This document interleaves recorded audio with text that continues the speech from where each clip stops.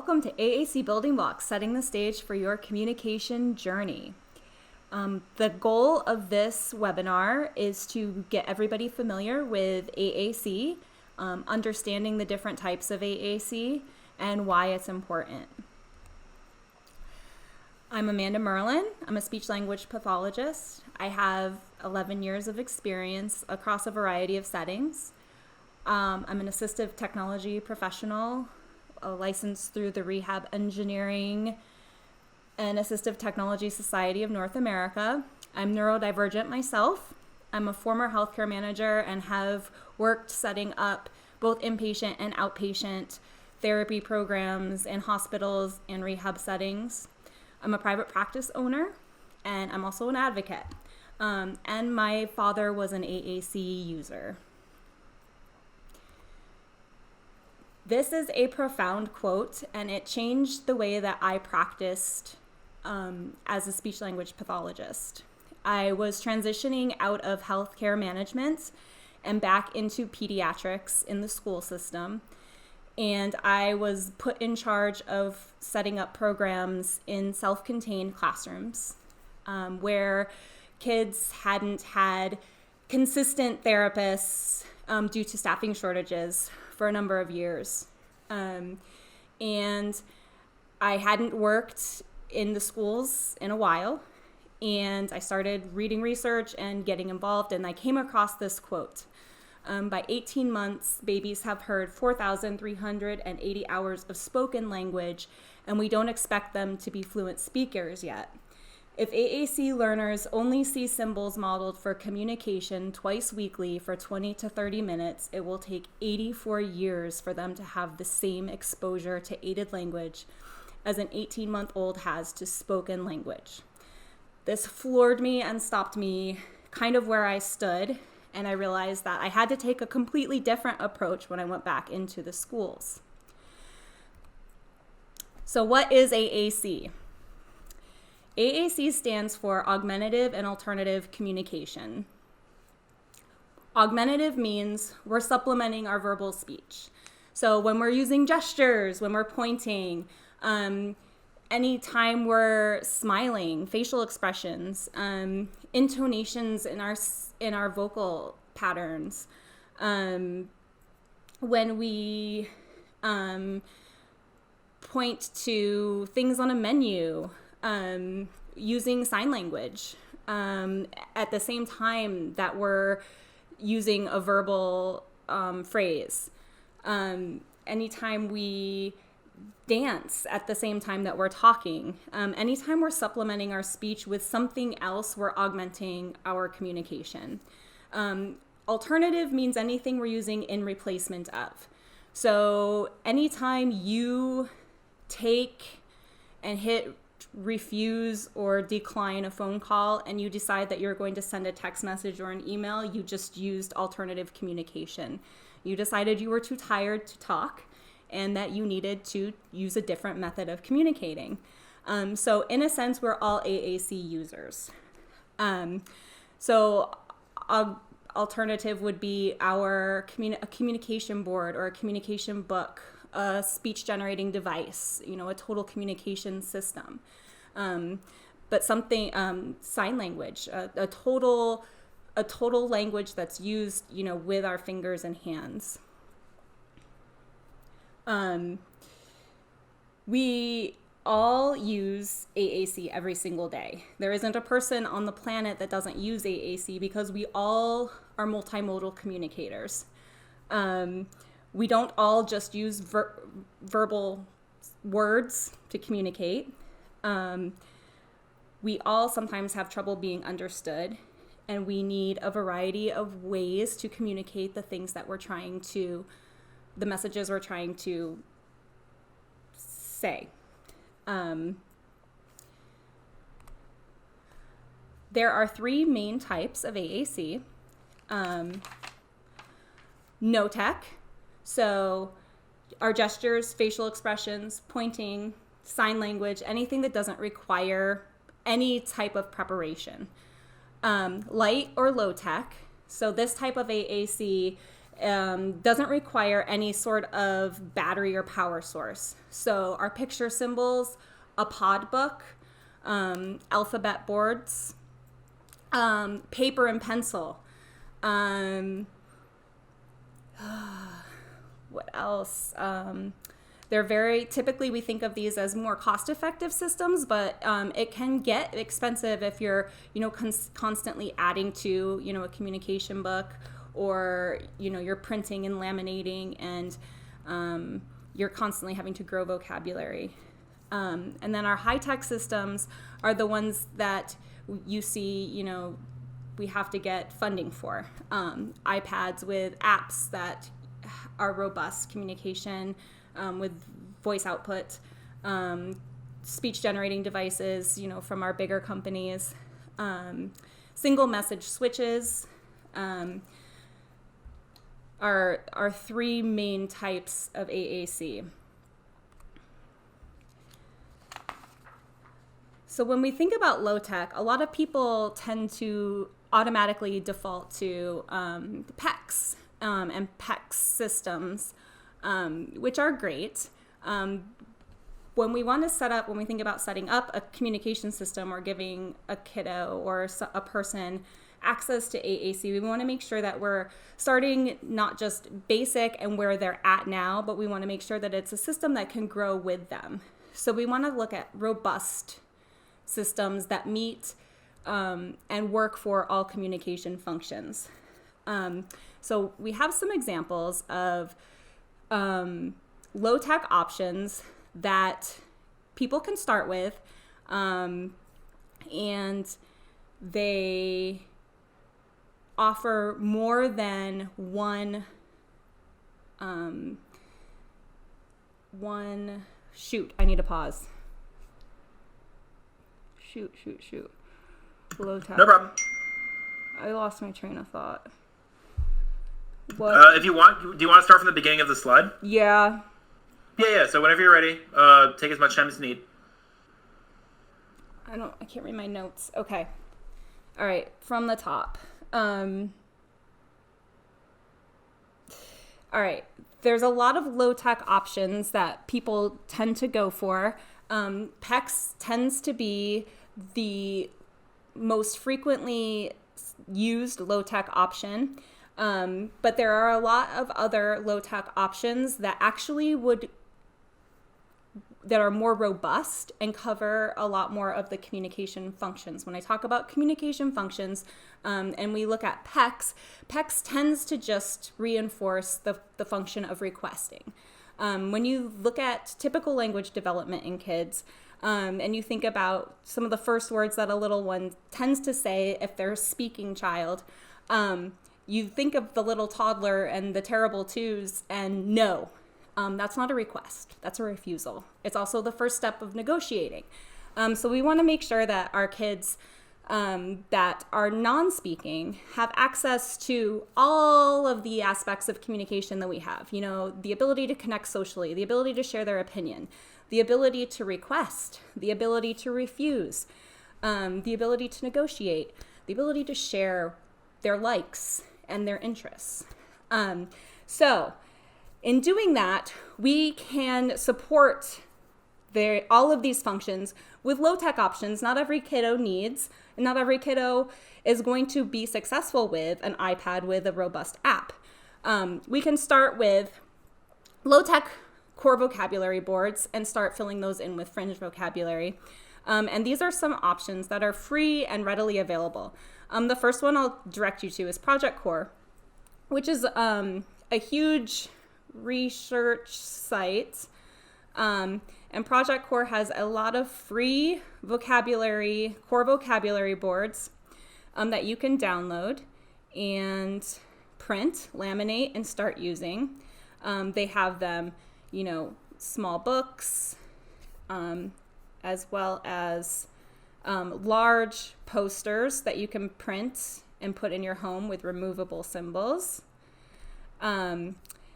The major designers of apps have all made their core pages available to download and print for free. So Saltillo does the Touch Chat app, and they have these downloadable core pages available for us to download and make for free. My computer's running a little slow, but you can see here on the Saltillo website. Options.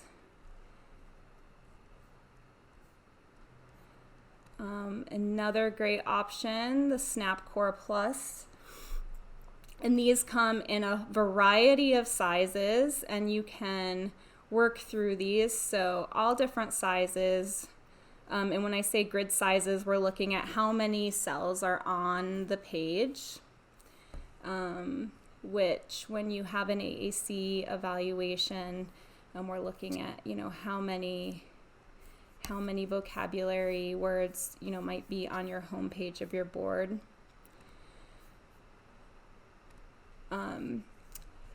So these are, on this side, all core vocabulary boards that you can go to for free and get. AAC Language Lab, right now, because of the COVID-19 virus, they have free subscriptions. This is a paid service, but they do have a lot of free options for families, for lessons and activities, but they do have free core vocabulary boards as well. And the other great low-tech option are pod books. So a pod is a great system because it offers, there's pod apps. There's apps for pod, and pod stands for Pragmatic Organization Dynamic Display.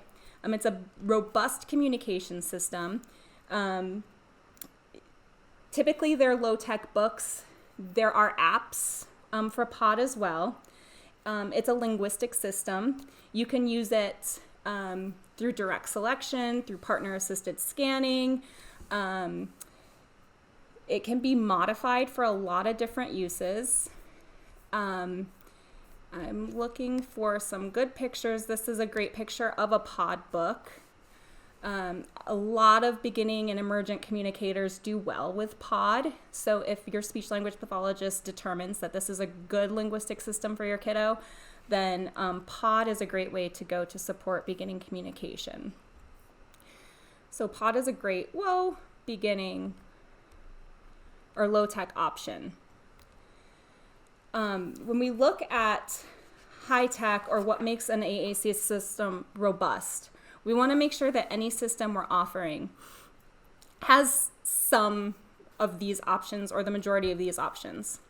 We want to make sure that it's meeting an individual's needs where they're at right now, and that it's going to grow with them and meet them, where they're going on their journey. The AAC journey, it's a journey. We're not going to hand you a device and you're going to be a competent communicator. It's learning a whole new language and a whole new linguistic system. It's working through motor planning. It's working through sensory issues. So it takes a really intense team approach, and it takes a lot of, not trial and error, but you're going to have moments where you're doing great, and then you're going to have times where you're kind of a little lazy. So it's peaks and valleys, and it's just a lot of give and take.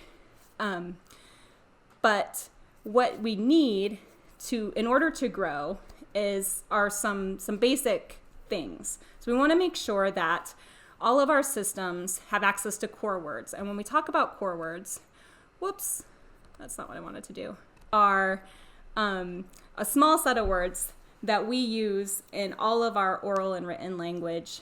Research shows about 80% of the vocabulary we use.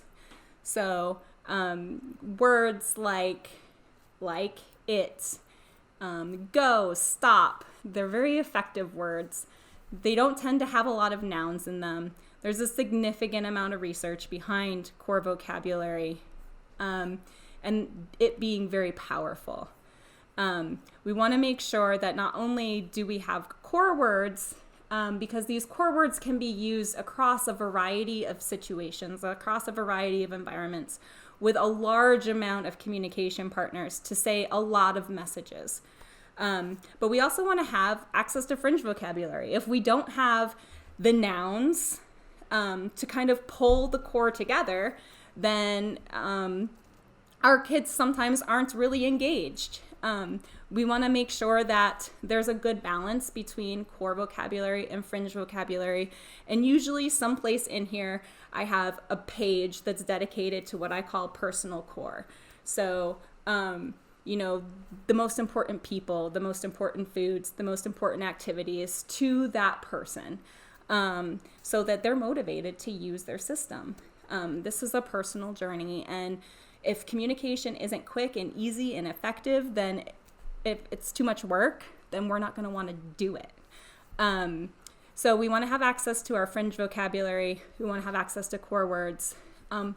We need to be able to personalize these systems.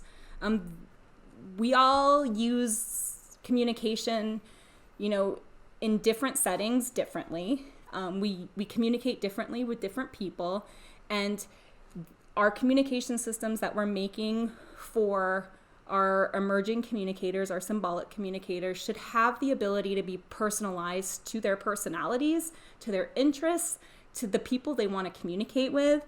If they're in 4th grade and they're little boys and they want to talk about, boogers and farts with their friends on the playground, then they should have that ability, because that's what little 4th grade boys do. So they need to have that ability. And we shouldn't be limiting them that. There should always be an alphabet. We should always be working on literacy alongside. And along with the alphabet, hopefully these systems will have some sort of grammatical markers or a way to show and teach grammar. Literacy should be developed at the, parallel track to developing language. It's not possible to have all the words that we need in these systems. But if we're working on literacy at the same time that we're working on language, then our kids can be typing or spelling and helping to find words that they need when they need them. And eventually a lot of our kids, the goal would be that, they're typing at, and using, text to speech and those types of things.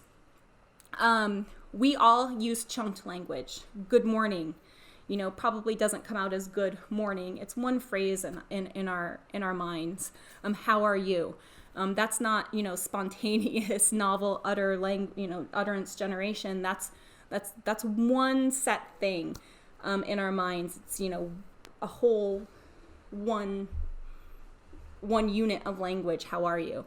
For our AAC users, they should have access to those units of language that we kind of have access to in our brains as units of language, those pre-scripted sentences and phrases, stories that we tell all the time.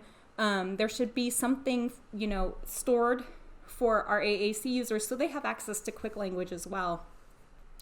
And again, these devices should give our users access to all communication functions. They should be able to argue. They should be able to share opinions. They should be able to tell jokes. They should be able to share their emotions and feelings and connect socially when we are teaching AAC and introducing AAC. And that leads us to a really big foundation, and that is we have to presume competence. Research shows that even mice perform better in their little mazes when they think that when people around them believe that they're going to perform better. So if we don't believe that our complex communicators, our multimodal communicators, if we don't have that belief that they are simply locked inside and they haven't had a chance to show us what they know, then I don't really know what we're doing. So students with complex needs, we can't measure their receptive language. We can't really measure their cognition because they don't have a way to show us what they know. We don't have a way to measure what they're understanding.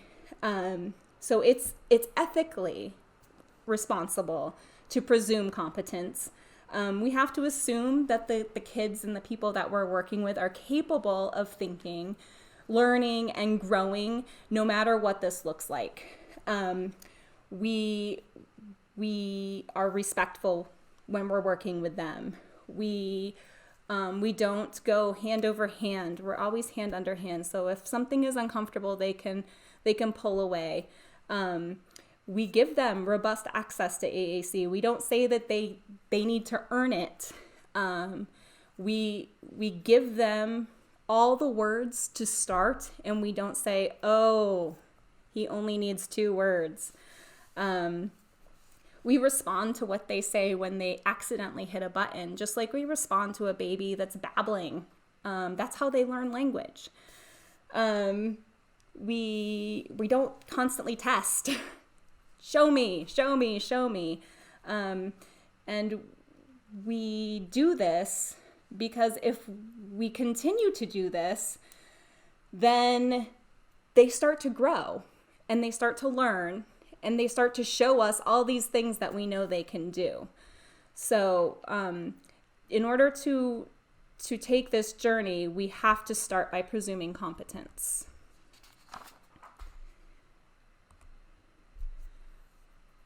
So this is the Communication Bill of Rights.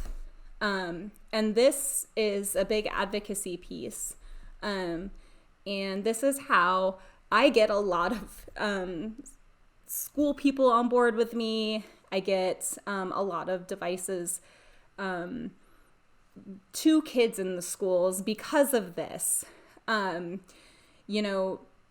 away, if you go through this, PECS doesn't cover, any or most of these. It doesn't check most of the boxes on the Communication Bill of Rights. It doesn't, PECS doesn't allow a kiddo to express their feelings. It doesn't allow them to say no. So we have to give communication systems that cover and are teaching all of these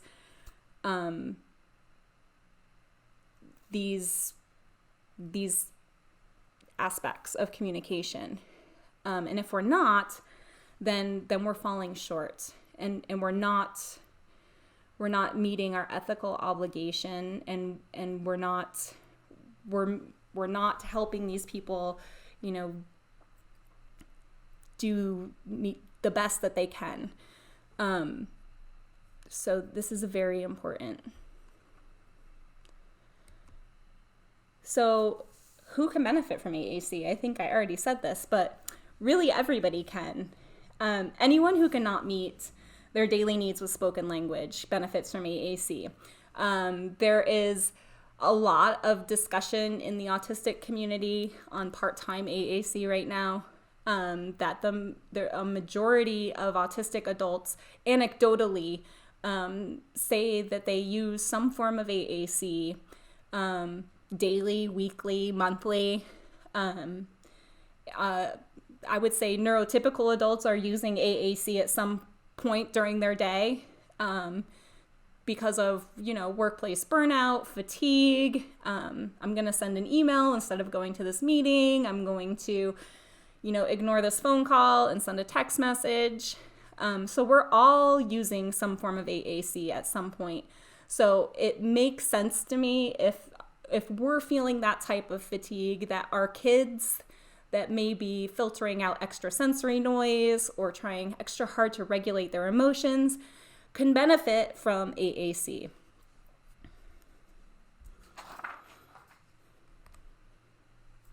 So, there's a lot of research on individuals who learn to communicate using AAC, and it comes down and it seems like it's going to be this big, overwhelming journey. But really, it comes down to 4 best practices. And if you keep these 4 best practices in the forefront of your mind, then it becomes kind of simple, and anybody can do it. So we start with access. People learning a language need access to that language. So if we don't have our systems out and available, we can't use them. We can't see them. This is symbolic language. AAC is symbols. They need to see the language. They need to hear the language. They need to know it's an acceptable language to use. We model the language. So babies hear us talking for a year before we expect a first word. Our AAC users need to see us using their language.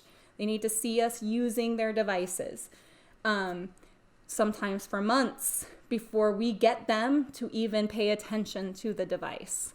We call that aided language input or modeling. We need to make sure that there's a robust language system that includes core vocabulary. And we want to make sure that we are providing as many opportunities for communication and as much exposure to language throughout the day as possible. Most AAC users need 200 opportunities to use it every day in order to become fluent AAC users.